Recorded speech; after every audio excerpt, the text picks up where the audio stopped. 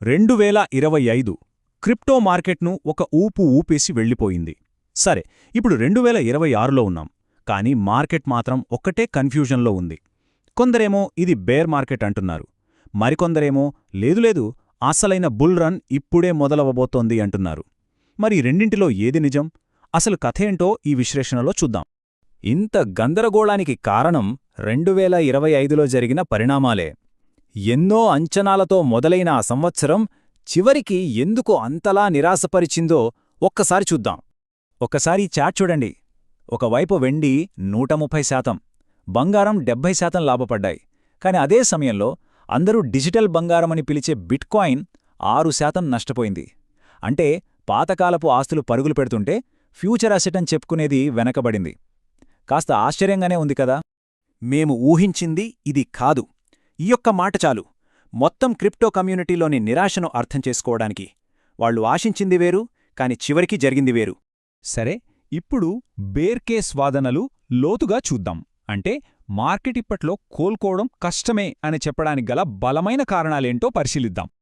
ఈ స్లైడ్ చూస్తే మనకు కొన్ని కీలక విషయాలు అర్థమవుతాయి. మొదటిది, 2022 నుంచి మార్కెట్ను నడిపిస్తున్న ఒక ముఖ్యమైన టెక్నికల్ ట్రెండ్ బ్రేక్ అయిపోయింది.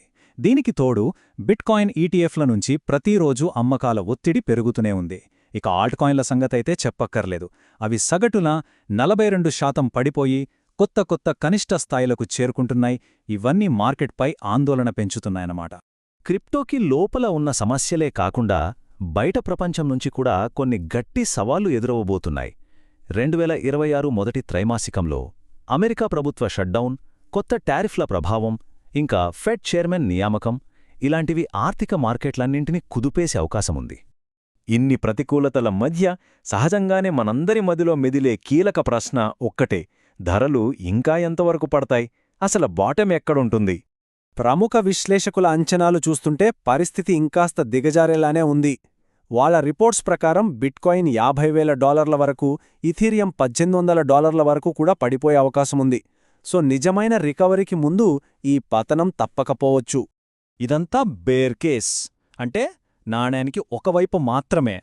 కాని ఒక క్షణం ఈ స్వల్పకాలిక గందరగోళాన్నంత పక్కనబెట్టి కొంచెం దూరం నుంచి, అంటే జూమ్ అవుట్ చేసి చూస్తే కనిపించే దృశ్యం పూర్తిగా వేరే ఉంటుంది. రండి, ఇప్పుడు నాణ్యానికి రెండో వైపు చూద్దాం. అదే మన బుల్ కేస్. ఈ జూమ్అవుట్ పర్స్పెక్టివ్ అసలు మార్కెట్ను మనకు ఎలా చూపిస్తుందో ఇప్పుడు చూద్దాం. 70%. అవును, మీరు విన్నది కరెక్టే, 70%. ఇదేంటో తెలుసా? గత 10 ఏళ్లలో బిట్కాయిన్ సమ్మేళన వార్షిక వృద్ధిరేటు. మధ్యలో ఎన్ని హెచ్చుతగ్గులు ఉన్నా సరే దీర్ఘకాలంలో దాని పనితీరును మించిన ఆస్తి మరొకటి లేదు. ప్రముఖ ఇన్వెస్టర్ యాంథనీ పాంప్లియానో చెప్పినట్టు మనం ఒకటి గుర్తుంచుకోవాలి. బిట్కాయిన్ 2 ఏళ్లలో 100%, 3 ఏళ్ల దాదాపు 300% పెరిగింది. అంటే ఈ స్వల్పకాలిక నష్టాలను చూసి దాని లాంగ్ టర్మ్ పర్ఫార్మెన్స్ను అస్సలు మర్చిపోకూడదు. ఈ బుల్ కేస్కి గుండెకాయలాంటిది ఈ కొరత వాదన, అంటే స్కేర్సిటీ. చూడండి, ప్రపంచంలో ప్రభుత్వాలు అపరిమితంగా డబ్బులు ప్రింట్ చేయగలవు, కానీ బిట్కాయిన్ సరఫరా మాత్రం పరిమితం. ఇప్పటికే 95% బిట్కాయిన్లు మైనింగ్ అయిపోయాయి. అందుకే దీన్ని డిజిటల్ గోల్డ్ అని అంటారు. ఈ విషయం అర్థం చేసుకోవడానికి ఒక సింపుల్ ఉదాహరణ చాలు. పవర్బాల్ లాటరీ జాక్పాట్ $1.7 బిలియన్ ఎందుకు పెరిగింది? ఎందుకంటే డాలర్ విలువ రోజురోజుకి పడిపోతోంది. కానీ అదే బిట్కాయిన్ని వాళ్లు కావాలంటే ప్రింట్ చేయలేరు కదా. దాని విలువ దాని కొరతలోనే ఉంది. చిన్న పెట్టుబడిదారులు భయంతో అమ్మేస్తుంటే అసలు పెద్ద తిమింగాలాలు ఏం చేస్తున్నాయో తెలుసా? వాళ్లు సైలెంట్గా కొంటూనే ఉన్నారు. జేపీ మోర్గాన్ లాంటి సంస్థలు తమ క్రిప్టో సేవలను విస్తరిస్తున్నాయి. బిట్మైన్ దగ్గర ఇప్పటికే 4 మిలియన్లకు పైగా ఇథీరియం ఉంది. ఈ మధ్యే ఒక్క వారంలో పెద్ద వ్యాలెట్లు ఏకంగా 54,000 బిట్కాయిన్లను కొన్నాయి. ఇది ఏం సూచిస్తోందో ఆలోచించండి. చూశారా? ఒకవైపు చిన్న ఇన్వెస్టర్ల భయం, మరోవైపు పెద్ద సంస్థల కొనుగోళ్లు. ఈ రెండూ కలిసినప్పుడు మార్కెట్ స్వరూపమే మారిపోతోంది. మనం ప్రస్తుతం ఒక పెద్ద పరివర్తన దశలో ఉన్నామన్నమాట. ఇప్పుడు మార్కెట్లో వినిపిస్తున్న ఒక ముఖ్యమైన సిద్ధాంతం ఏంటంటే, క్రిప్టో సైకిల్స్ మారుతున్నాయి. పాత రోజుల్లోలాగా 80% క్రాషులు, భారీ బ్లో ఆఫ్ టాప్లు కాకుండా ఇప్పుడు మార్కెట్ పరిపక్వం చెందుతోంది.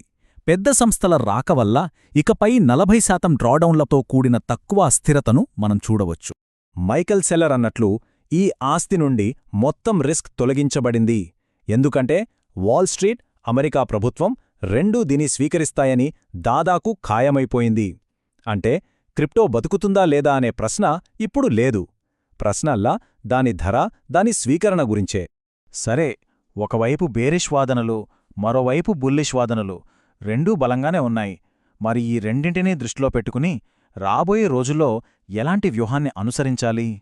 అదే ఇక్కడ కీలకమైన విషయం. ఈ మొత్తం విశ్లేషణ నుంచి మనం గుర్తుపెట్టుకోవాల్సినవి మూడు ముఖ్యమైన విషయాలు. మొదటిది, మీ రిస్కును జాగ్రత్తగా మేనేజ్ చేసుకోండి. రెండవది, బిట్కాయిన్, ఇథీరియం వంటి న్యాయమైన ఆస్తులపైనే దృష్టి పెట్టండి.